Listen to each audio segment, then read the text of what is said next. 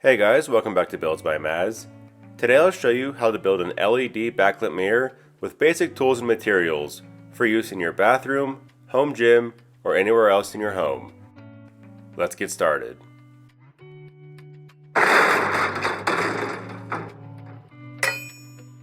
So first, we'll start off with a simple frameless mirror. I got this one for cheap off Facebook Marketplace. Measure the dimensions and then mark it out on the wall you're going to be mounting it on. I want this centered on the wall, but this is my chance to see how it looks higher or lower. Next, we'll build a frame using 1x3 common board, and I'll link all the materials down below in the video description. We want the frame to be 2 inches shorter than the mirror, so I'm going to cut the wood to 84 inches so the mirror overhangs it by 1 inch on either side.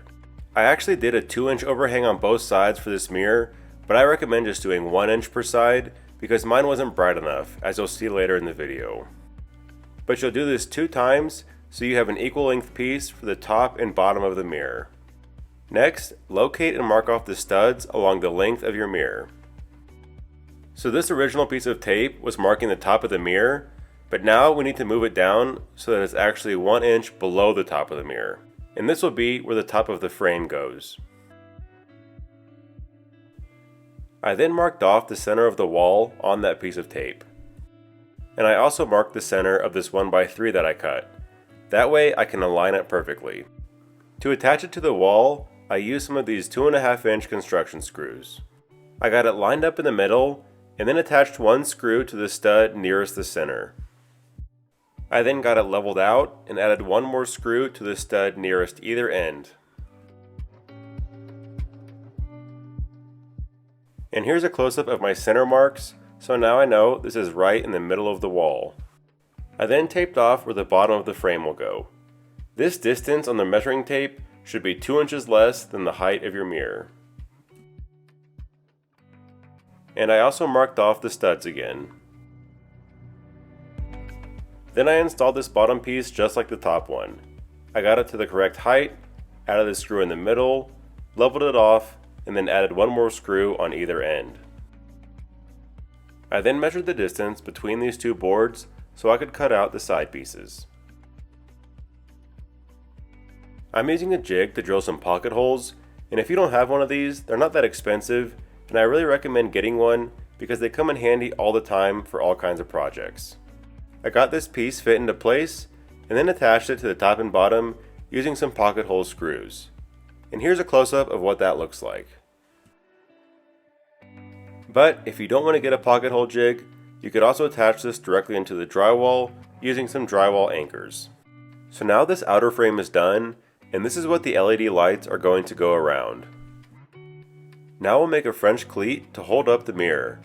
I started by ripping down one end of a 1x4 at a 45-degree angle. It should look something like this. I then did the same thing with a 1x6. So here are the two cut ends, and they'll slide together vertically against the wall to support the mirror.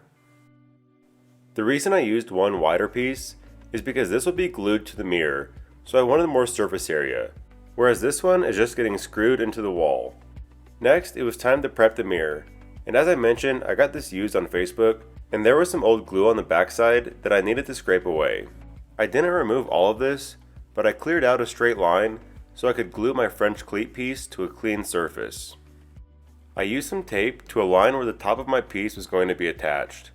You want to put your French cleat somewhere in the top third of the mirror. And make sure when you glue this piece on that you have the angled side pointed downwards towards the bottom of the mirror. To attach it, I recommend using this Loctite PL Max, which is made for mirrors. You don't want to use just any construction adhesive because some of them can bleed through the back of the mirror and leave a stain. This stuff is really strong, but you still want to apply a substantial amount, especially if you're holding up a big mirror. I did a zigzag pattern and went back and filled in all the gaps. This also bonds really quickly, so you don't have much time for adjustment. I set it in place and then quickly double checked that it was in line with the top of the mirror.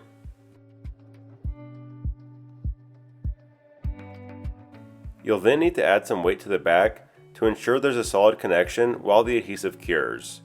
I used 40 pounds, which worked fine. Probably could have used more, but I was nervous to damage the mirror. In the meantime, I measured down to where this angle needed to meet the other half of the French cleat, so I could attach that piece in the appropriate place on the wall. I taped off the correct height, and then attached the piece using 3-inch construction screws into each stud.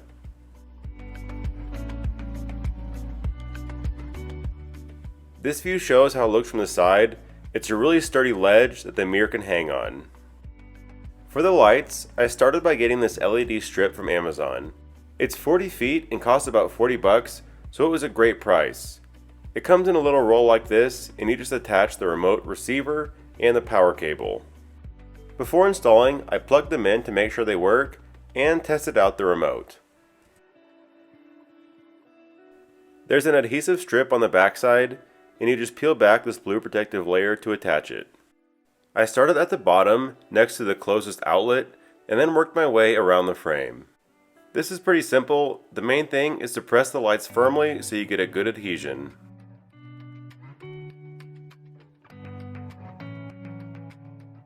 When you get all the way around the frame, you can cut the strip to size, but make sure you're only cutting along these copper ovals here. That will ensure the lights work all the way up until the cut point. With the lights in place, I drilled one small hole right underneath the frame, which will be used to help hide the power cord. But make sure you do this before you install the mirror. Once the adhesive on the mirror has had at least 24 hours to cure, you can hang it up on the wall. The French cleat is extremely strong, but just in case the adhesive ever fails, I'm adding a few 3-inch deck screws and mirror clips as an added precaution. These will hold up the glass in case it ever gets separated from the French cleat. You can see they're sticking out a bit from the wall here, which is why I use strong 3-inch screws.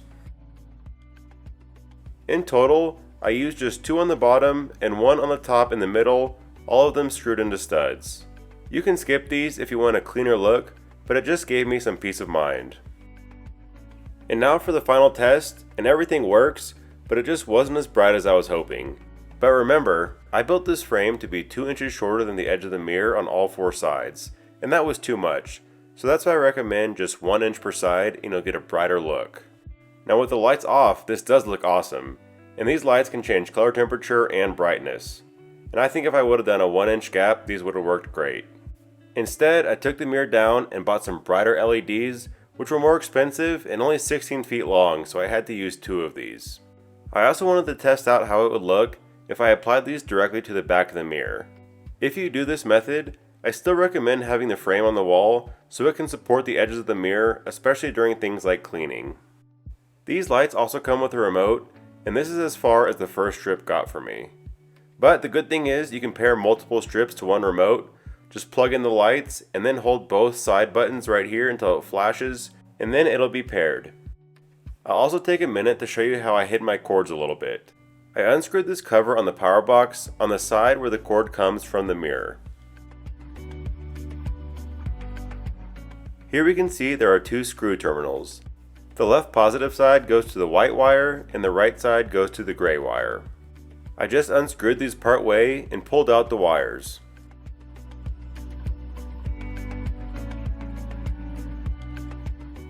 So that hole that I drilled under the frame earlier is right here. So I need to feed the end of this wire through that and down the wall. This was a little tricky because you don't have much room to work with and you have to do it all by feel. But eventually I got it fed down to this outlet sized hole that I had made previously. Then I reattached the wires to the power box, keeping the white wire on the left side. And don't forget to reinstall the cover. I used an outlet box and cover here, but an easier way is to just get a cable management kit. You can drill a small hole in the wall and then cover it with the included flap that the wires can feed through, and I'll put a link to a good one down below. I also used a black extension cord here because it blends in with the wall better, but I'm not too worried about all this because it'll be covered by my gym equipment anyway. The main thing is there are no wires hanging down from the mirror. And here's the final look. I'm really happy with it and it works great, and the backlighting is much more visible now even with full room brightness. Now one downside to applying the lights directly to the back of the mirror is that when you look from an angle, you can sometimes see the individual lights reflected on the wall. so I still think it's best to apply them directly to the wood frame with a 1-inch gap to the mirror's edge. These lights also have 3 color temperatures to fit your own personal preference. And here's how it looks with all my gym equipment in place. All the wires and power blocks are hidden back behind these weight shrouds, so you never see them. But if you don't have this option, you could use a large cord hider and have it blend in with your baseboard. Adding this backlit mirror to our home gym really elevates the whole space and makes it feel upscale. Thanks for watching, and if you want to see more videos on how to make your own home gym, then be sure to subscribe to the channel, and we'll see you next time.